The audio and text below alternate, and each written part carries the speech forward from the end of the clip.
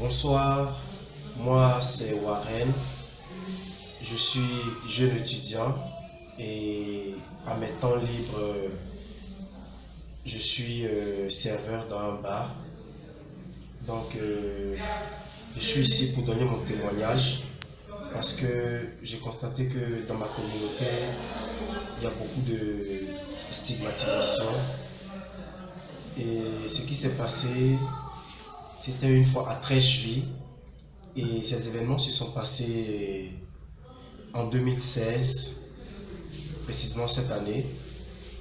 Et c'était dans un bar de Trècheville. J'étais avec des amis en train de boire un verre et tout. Donc, pendant qu'on sortait prendre un peu d'air, on a vu un groupe de jeunes qui venaient. Donc, ils nous ont vus, ils nous ont pris par notre façon de nous habiller parce qu'on était deux, on était en petites culottes avec des bodys et tout ça.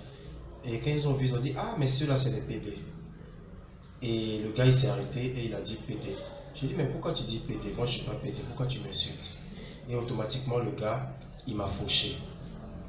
Quand il m'a fauché, je suis tombé et j'ai eu mal.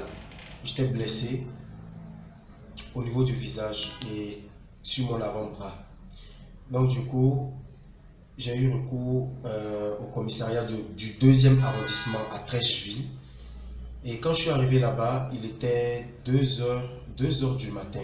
Quand je suis arrivé au commissariat du 2e arrondissement, j'ai parlé avec le monsieur qui était de garde. D'abord, il a dit: qu'est-ce qui se passe? Je lui ai expliqué ce qui s'est passé et le monsieur qui était là, il m'a dit carrément: c'est à cause de ça là, vous venez me déranger là. Que vous ne savez pas qu'il est 2 heures du matin, tous les bons enfants sont en train de dormir à cette heure-ci. J'ai dit: mais c'est le week-end, nous on est sortis pour boire un verre et voilà ce qui s'est passé. Et puis expliquez-moi qu'est-ce qui s'est passé. J'ai dit: voilà, le gars il m'a vu, il nous a vu, on était arrêtés et il vient, il dit PD là. Et ils se sont mis à nous tabasser, ils étaient au nombre de 4 personnes. Et le gars me dit: ah, donc c'est à cause de votre truc de PD là que vous allez me déranger pour gâter mon sommeil. Vous venez régler votre truc de PD là. Que ici là, on n'est pas ici pour régler les histoires de PD. J'ai dit: mais excusez-moi monsieur, je viens de me faire agresser. Que bon, dans ce que tu vas faire, tu vas retourner dans le bar et puis tu vas prendre le gars pour venir. J'ai dit: mais et si je m'en vais et puis on me tue, je fais comment? Il a dit: si tu meurs, c'est ton problème. Donc j'ai vu que le monsieur ne pouvait rien faire pour moi. Je suis retourné au bar, un ami m'a pris pour m'envoyer en clinique, on a fait un pansement. Donc je suis revenu dans le bar, vu que c'est là-bas que je sers. Je suis revenu dans le bar et les gars ils sont revenus. Quand ils sont revenus, mes amis étaient déjà rentrés, je suis resté seul. Ils m'ont poursuivi, ils avaient même des tubercules de manioc. Ils ont dit même qu'ils allaient me pénétrer avec eux. Tu n'as pas dit que tu es pédé. Tu n'as pas dit que tu es pédé. On va te baiser avec ça aujourd'hui, tu vas voir. Donc du coup, pris de peur, j'ai dû quitter le quartier. Et jusque là, je ne travaille plus dans ce même endroit. Vraiment, je veux que les choses changent.